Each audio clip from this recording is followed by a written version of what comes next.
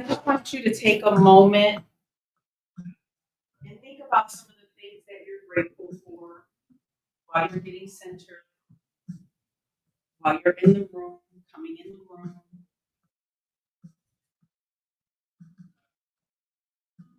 And today, we're going to take you on a little ride. Today, you have the opportunity to experience your perfect day. You're waking up in the morning, sun peeking through the shades, windowsills, and you've waited for this day for a very long time. Today is the day you're perfect. And as you wake up, you get out of bed, you take a shower, and you just reflect on how you're gonna spend your birthday. You feel the rain, water coming down, the suds, and your favorite fragrance. And then we're gonna get out and we're gonna get dressed, and of course, you already had your outfit, your perfect day. What are you wearing? What are the colors, fabrics? And now you're ready to go. You're going to take off for your perfect day. And this is the day that you can do anything you want. Spend it with whoever you want to spend it with. Go wherever you want to go.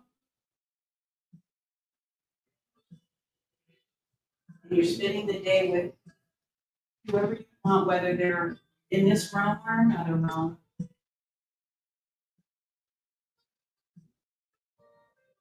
What are you doing with this individual, or where are you going? Where are you spending your time on your perfect day?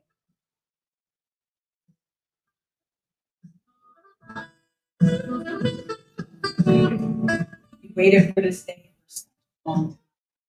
I just want you to spend a moment asking for everything that you need.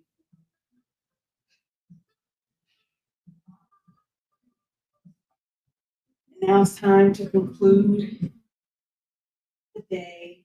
We're gonna finish up.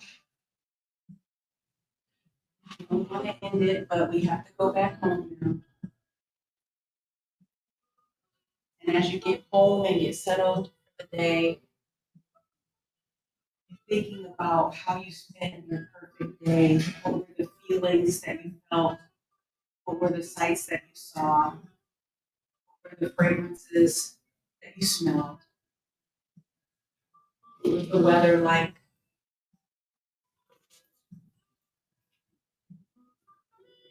And now you're taking this opportunity to spend a little time in gratitude before you turn in for the evening. You're just thanking God, you're thanking the divine for how you were able to spend your perfect day, the day you waited for so long.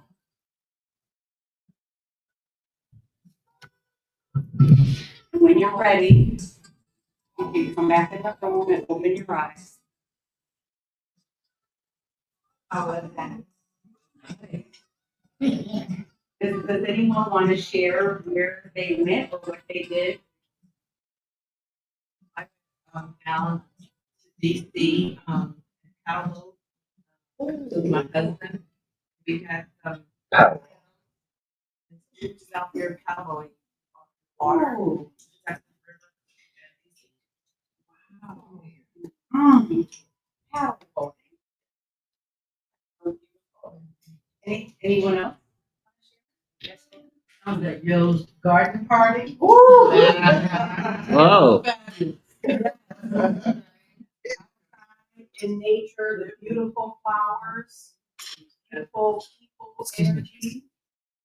Backyard, lovely. Anyone else?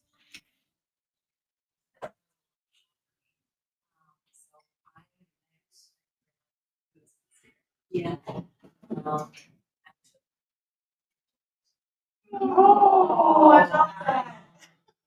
Every time I do this, I hear someone who has a very emotional, but some people are crying when they do this.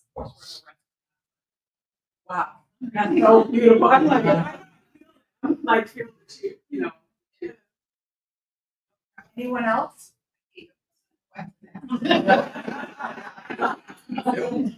Okay. And together we go. Sharing.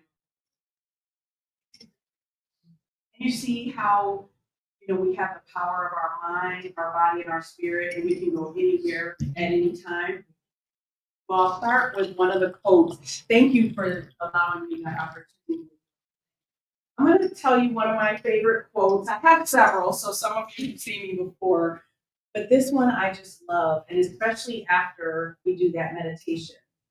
And it's, the world belongs to those who believe in the beauty of their dreams. Does anyone know who said that? Eleanor Roosevelt.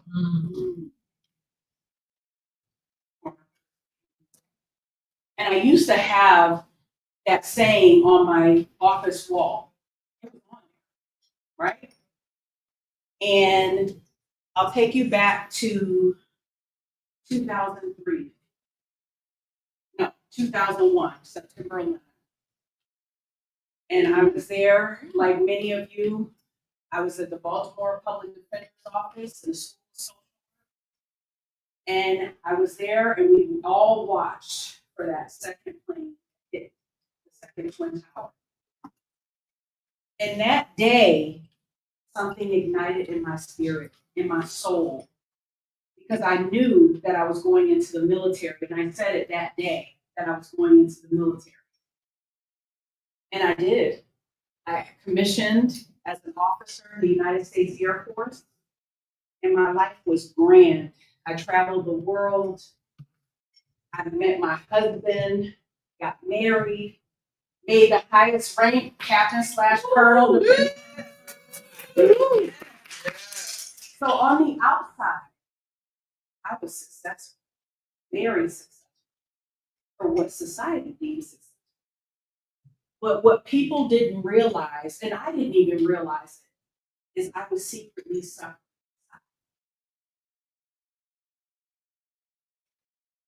Secretly. I'm a mental health provider. I'm fixing everyone else. Again, I'm going through life. It wasn't until 2020. Let's fast forward. I had COVID. You all remember 2020, right? Yeah. The world shut down.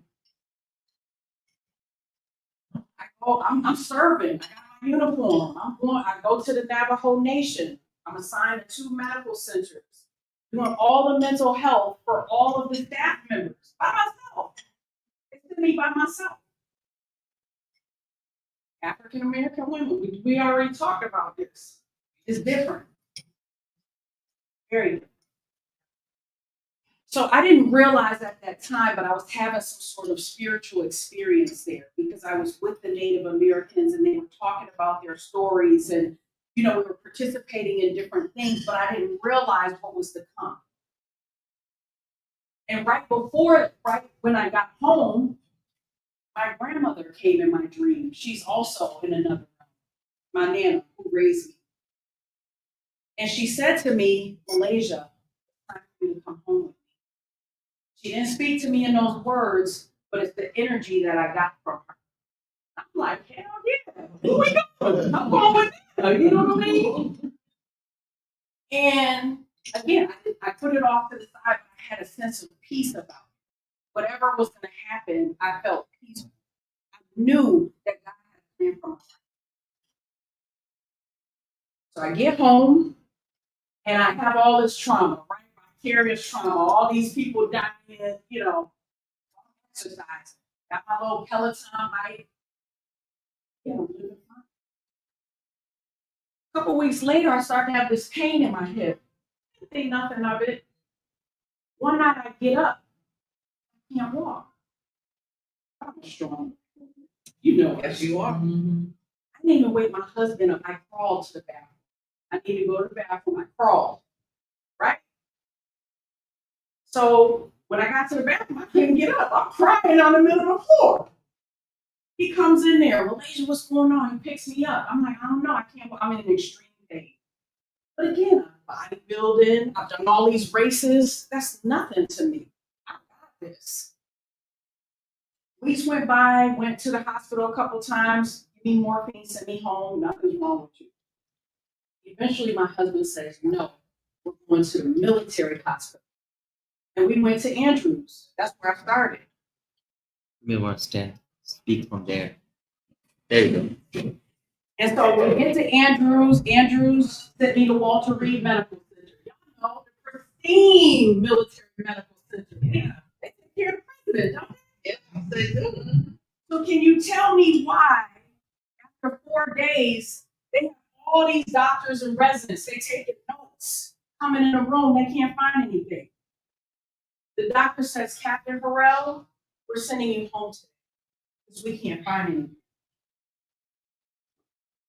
I was in so much pain that even the pain medication they gave me, I was still in extreme pain. I said, you can euthanize me then. I'm going home. Okay, you just got back from deployment. We're gonna do a mental health evaluation on you. Y'all know the mental health provider is. So I'm talking to this man, the psychiatrist and all of staff, like I'm a staff member. I knew if I said anything off the rocker, they sending me over to the mental health side and I would have died. So they eventually took a hip sample of my hip. It comes back. Sepsis. Oh. Anybody know what sepsis is? Something that'll kill you. In seconds. I've known people to go and, or lose their limbs, not be able to walk again. But you just told me I was crazy. So that quote that I said, that was something that was on the wall. It wasn't really what I was living. And it wasn't until I'm in that bedroom in a hospital, all the white sheets, the sterilization, you could smell the alcohol, all the needles poking all throughout my body. That God whispered to me at that time, you're not being crushed, you're being called. Yeah. And I stand before you here today because I know that only by the grace of God that I'm here. I ended up getting all these other medical conditions. So in the past 5 years, I had 9 surgeries. I was 254 pounds. I had Bell's palsy. And again, oh, your hair, you're losing your hair, it's just stress. Anything I said is now I have a medical condition and it's not even because of the medical condition. Sarcoidosis. I'm on oral chemo. They don't blow me off the whole time. So I know now there were 3 things that I took as anchors that I really learned from myself. And I'd like to share this with you today if I could. All right. So number 1, the day you remove the mask is the day that you'll be free. I was wearing a mask for so many years. The mask of perfection, the mask of the world's level of success, but I wasn't at peace. Getting treated the way people treat us. I was like, oh, I got something else for you. So the day that you decide to be authentic and walk in your divine calling, that's the day that the world is going to change. Number 2, practice the art of surrender. I had to get it tattooed. It's cute to say it, but I actually had to get it tattooed because it's not easy to stay in this, right? Like, what's the difference between me going and shooting up the camp? You know what I mean? With everything that happened to me, I had to put that in God's hands. God has my 6. The art of surrender. Whatever you got to do for your mantra or your anger, figure it out. This is mine. All right. I was even sick when I got to. I was like, I need something to help remind me that I can't do this. I wanted to go and really act a fool with these people. And number 3, your pain was not just a sign. It was actually part of the divine calling. Think about it. Had that not happened, I wouldn't be talking with, I wouldn't even know Dr. Imani right now. So I would be deployed to Atlanta right now because they're deploying out for the shootings down there. They're probably going to deploy out for the shootings in Minnesota. So I would have already been, I wouldn't even be here. So it was when I stopped fighting God and I realized I could just surrender and use that pain to grow me to where God wants me to be. Because had I not gone through this, where He's taken me, I wouldn't be able to even handle it. Right? God's dream for our life is so much bigger than our own. We can't even see what God's dream is. We think we got the small mind, this little human mind. It's for all of your lives. Yes. And so thank you. And my name is Malaysia Harrell. I'm the founder and CEO of Blissful Life Consulting. We provide wellness and mental health holistic solutions for individuals, groups, and corporations. We got the EAP stuff as well.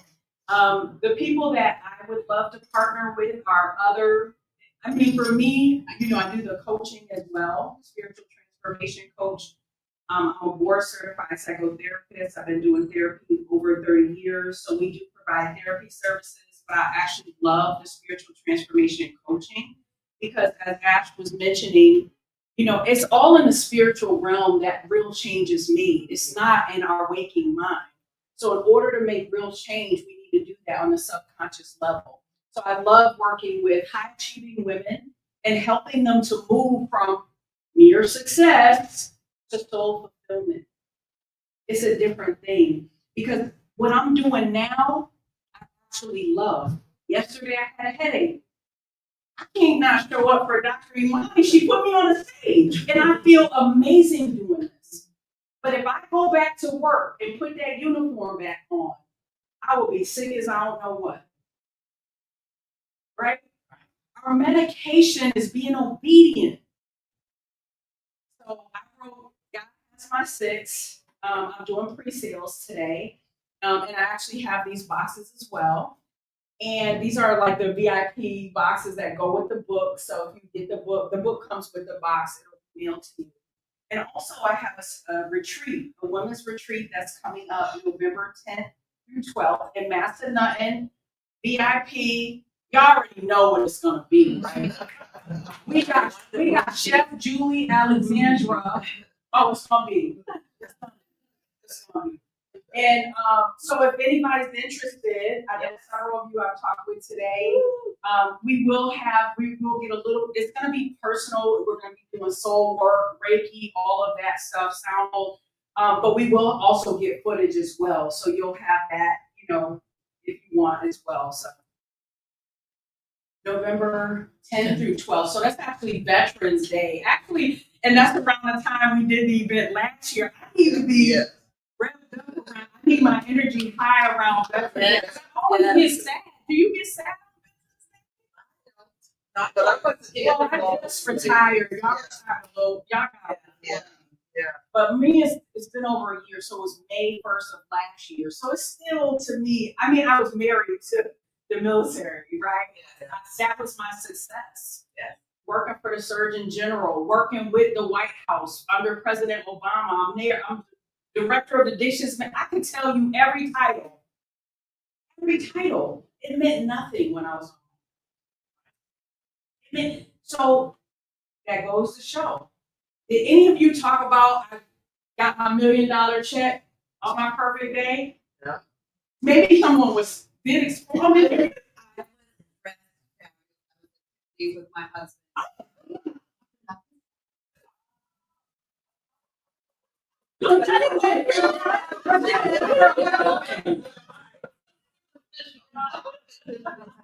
Yeah, nobody speaks. No, but you were with your husband though. So it's like no one's thinking superficially for real when they're talking about spending time with people that you love, right? Loving peace. That's a great story. Yeah. Moment when we had to go into a space, that's what she said. Yeah. Yeah, I would have been somewhere else too. So thank you again. Does anyone have any questions or? Yeah.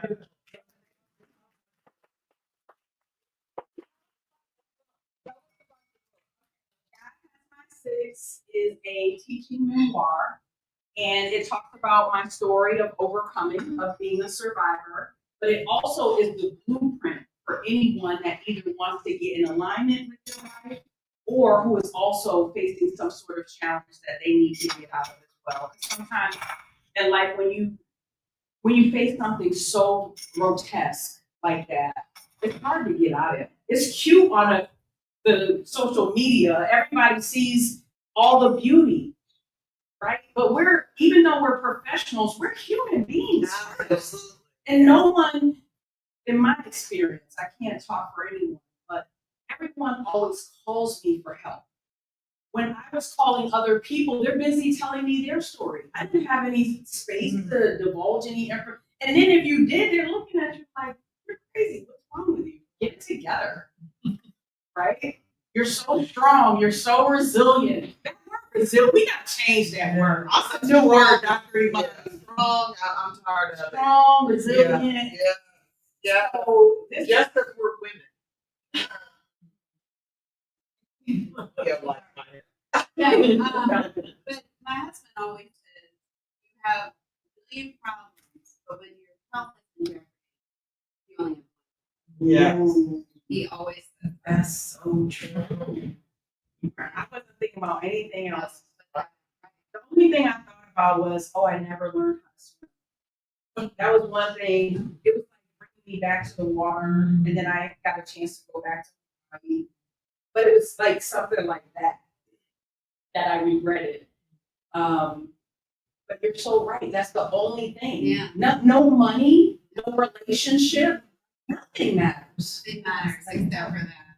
And when I saw that it can be taken in a blink of an eye, like people are like, oh, you're so beautiful. I wasn't. Let me show y'all the picture. Matter of fact, we're gonna show y'all right here. I'm gonna pass, and I've passed this around before, so some of you have seen it, but some of you. So when I tell you, no one believes it.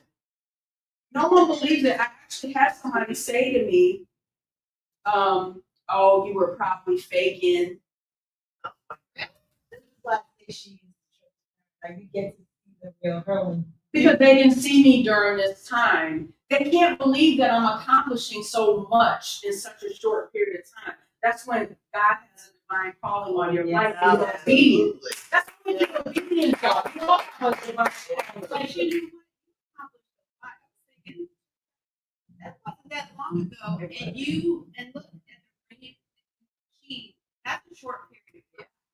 That really That's what is. God does. It's not a long What time. about 20 years? But No, I actually made 06 at 16 years. So I made it early. They have an early. Tell me. No. So people don't believe me. I don't. If I didn't have pictures, because it was during COVID, so nobody saw me, right? But no one, so now. Listen, if you have any kind of pain, but you know when something's wrong with your body. We know. You can't tell me nothing. But you do know your body is able. And that wasn't even with the Bell palsy. I know. I don't even know who that was. That was someone else. I don't know. Yeah, but So that's why, because she was like, oh, like I'm still accomplishing because what I did was I joined all these masterminds. I got a coach. My coach referred me to E-Women Network. So that was my hope, was to figure out, to keep my mind right. You know what I mean? Like, so I kept myself around other people who were professionals, who were entrepreneurs. And so that was the way I responded. know? Okay. And she's doing an event in October in Nashville. For the press. Speakers of the press. She doesn't. She's a big PR person. But she has this event, she's looking for speakers Oh, to be a part of that. yes.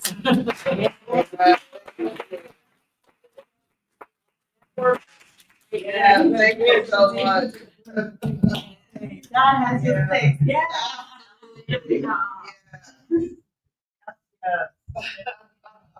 Amazing. Those are better than the speakers. And you know, I was in